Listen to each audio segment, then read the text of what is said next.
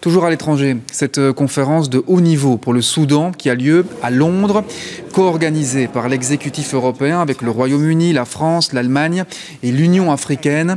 Plus de 800 millions d'euros ont été engrangés pour venir en aide au Soudan pour faire face à la crise humanitaire en cours.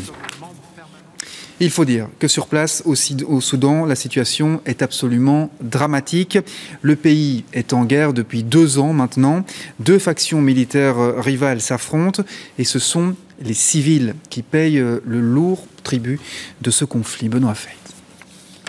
Après 2 années de guerre, le Soudan n'est plus qu'un champ de ruines.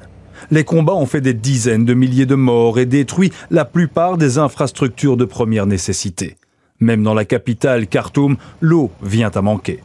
Selon les Nations Unies, 25 millions de personnes, soit la moitié de la population du pays, est en situation de famine aujourd'hui. Il s'agit tout simplement de la plus grave crise humanitaire au monde. We are seeing famine spreading.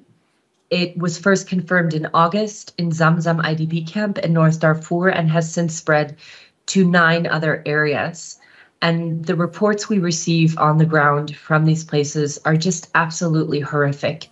People eating grass, eating leaves, really anything to survive.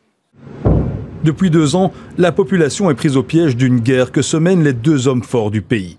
Le général Al-Bourhan, à la tête des forces armées soudanaises, et le général Daglo, le chef des paramilitaires des forces de soutien rapide, les FSR, que l'on soupçonne d'organiser un génocide dans la région du Darfour.